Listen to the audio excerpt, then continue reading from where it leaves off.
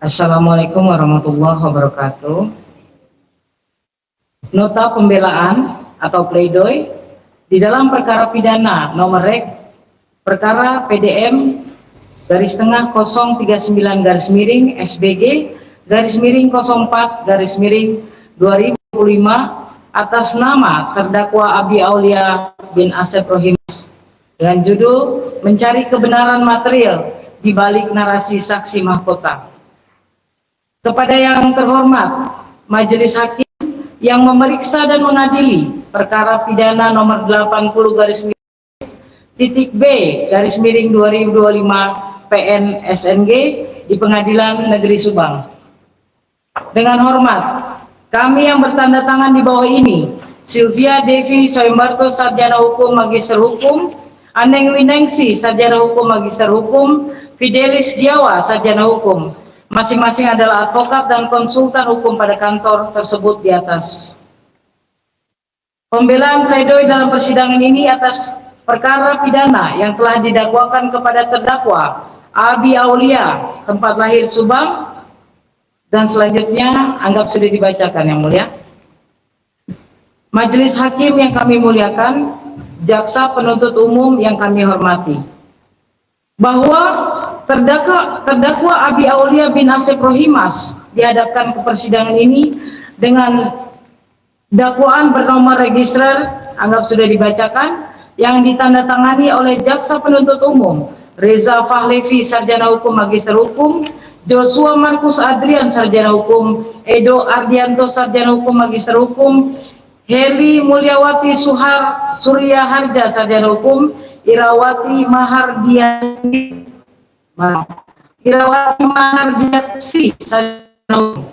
dakwaan pertama ke-1 pasal 340 junto pasal 55 ayat 1 ke 1 KUHP, pasal 338 junto pasal 55 ayat 1 ke 1 KUHP, kedua primer pasal 340 junto pasal 56 ayat 1 ke 1 KUHP, subsidiar pasal 338 junto pasal 56 ayat 1 ke 1 KUHP. Untuk tuntutan dari jaksa saya lewati yang mulia, berikut pun dengan semua barang bukti.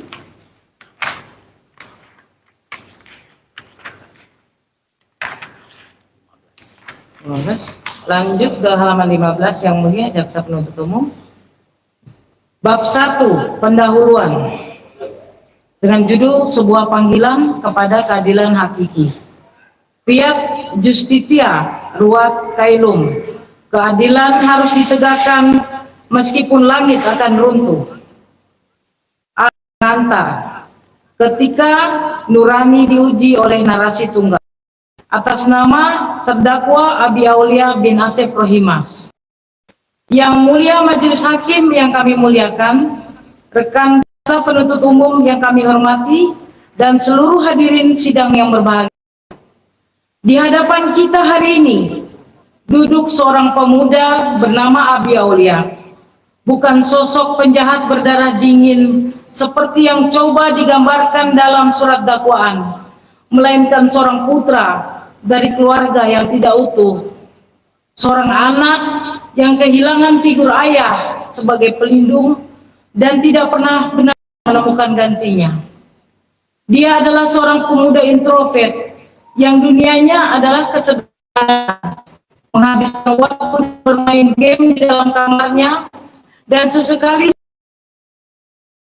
hijau, sebuah rutinitas yang wajar, sebuah potret kehidupan yang biasa, sosok muda yang mungkin kita temukan di dalam diri anak-anak. Yang mulia Hakim Ketua, khususnya kepada ibu selaku seorang perempuan dan seorang ibu, izinkan kami sejenak berhenti pada potret ini. Kita hidup di zaman di mana dunia seorang anak laki-laki seringkali terpusat di dalam kamarnya. Sebuah benteng kesendirian tempat dia menjelajahi dunia digital, bertarung dalam permainan, dan membangun persahabatan melalui layar. Kita mungkin tidak selalu memahaminya, namun kita tahu bahwa dalam benteng itu mereka merasa aman. Di luar itu mereka adalah anak-anak biasa yang berlari di lapangan, tertawa bersama teman, dengan segenap kepolosan dan kecerobohan khas usia mereka. Betapa rapuhnya dunia ini yang mulia, betapa mudahnya seorang putra yang belum sepenuhnya matang dalam menghadapi kerasnya dunia dapat terseret ke dalam pusaran badai yang tidak dia ciptakan. Sebelum ia menyandang status sebagai terdakwa, ia adalah seorang anak dengan rutinitas kehidupan yang biasa, datar-datar saja. Seorang putra yang masa depannya pernah tertentang luas, kini terancam direnggut oleh sebuah narasi yang bahkan bertentangan dengan bukti-bukti paling dasar. Sejatinya bukan lagi sekedar tentang membuktikan apakah Abi Aulia bersalah atau tidak. Persidangan ini telah berevolusi menjadi sebuah ujian bagi sistem peradilan itu sendiri. Ini adalah tentang apakah hukum akan tunduk pada sebuah narasi yang dipaksakan, ataukah ia akan tegak di atas prinsip pembuktian yang adil. Ini adalah tentang azas fundamental yang menjadi jantung peradilan pidana, yaitu azas praduga tak bersalah atau presumption of innocence, dan azas in dubio pro reo, di mana setiap keraguan haruslah ditafsirkan untuk keuntungan terdakwa, mengabaikan prinsip sebuah pelanggaran mutlak terhadap hak asasi manusia yang paling fundamental. Negara melalui aparatnya telah gagal memberikan perlindungan itu kepada Abi Aulia. Kini kami meletakkan seluruh harapan kami di pundak yang mulia Majelis Hakim sebagai benteng terakhir keadilan.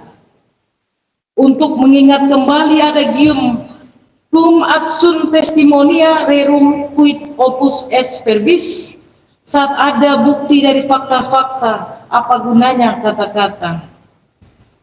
Jaksa penuntut umum datang dengan ribuan kata dari seorang saksi yang diragukan, sementara kami datang dengan fakta akan ketiadaan bukti yang nyata. Kami memohon pada kebijaksanaan majelis untuk memilih kebenaran hakiki, karena pada akhirnya keadilan harus ditegakkan via justitia ruat caelum, sekalipun esok akan runtuh. B. Apresiasi dan penghargaan kepada Majelis Hakim yang mulia. Sebelum kami mengurai benang kusut perkara ini, izinkan kami, tim hukum, menghaturkan rasa hormat dan apresiasi yang tulus kepada Majelis Hakim yang mulia selama persidangan ini berlangsung. Kami menyaksikan kebijaksanaan dan kesabaran majelis dalam menjadi benteng terakhir bagi pencari keadilan. Keyakinan kami sepenuhnya bergantung pada kemampuan majelis untuk melihat melampaui apa yang tampak, mendengar lebih dari apa yang terucap, dan merasakan denyut kebenaran di balik semua drama persidangan. Teori pembelaan korban fitnah di atas fondasi penyidikan yang runtuh. Majelis Hakim yang mulia, teori pembelaan kami sesungguhnya adalah sebuah cerita tragis tentang kebenaran yang dikalahkan oleh kemudahan. Kebenaran dalam perkara ini sederhana dan logis. Terdakwa Abi Aulia adalah tumbal dari sebuah fitnah keji, sebuah nama yang dikorbankan dalam pusaran konflik para pelaku sesungguhnya. Tragedi yang lebih besar yang mulia adalah bagaimana fitnah tersebut dipeluk sebagai satu-satunya kebenaran oleh sebuah proses penyidikan yang telah kehilangan arah sejak detik pertama. Dalil ini bukanlah retorika kosong yang mulia. Ini adalah fakta hukum yang menyakitkan, yang berakar pada satu dosa asal. Kasus ini lahir dari rahim penyidikan yang cacat secara fundamental.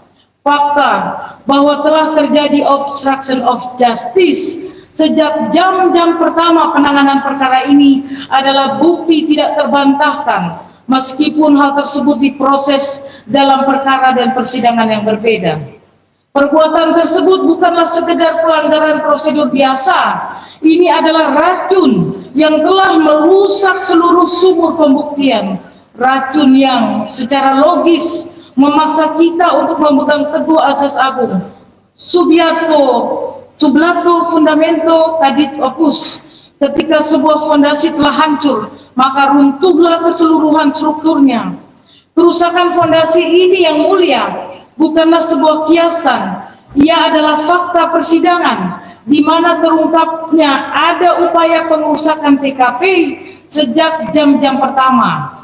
Vide surat tuntutan halaman 32 dan 33 yang secara permanen telah mencemari dan menghilangkan bukti-bukti yang mungkin dapat mengungkap kebenaran.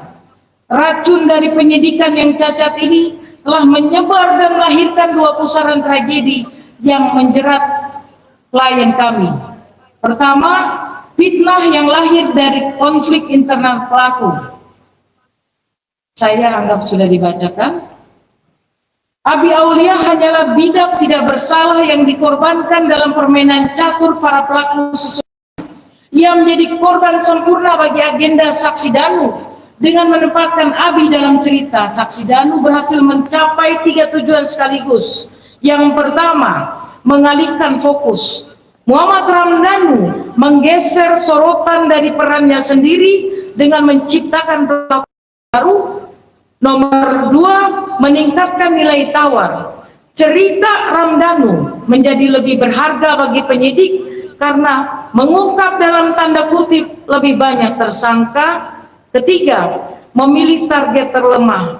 Muhammad Ramdhanu menargetkan Abi Aulia, sosok yang paling mudah difitnah karena tidak memiliki kekuatan, alibi yang rumit saat itu, dan hubungan yang renggang dengan pusat konflik. Oleh karena itu, yang mulia, setiap kata yang terucap dari mulut saksi Danu harus kita timbang bukan dengan kacamata kejujuran, melainkan dengan kacamata skeptisisme tertinggi, karena keterangannya bukanlah sebuah pengakuan, melainkan sebuah proposal negosiasi yang taruhannya adalah kebebasan seorang anak muda yang tidak bersalah.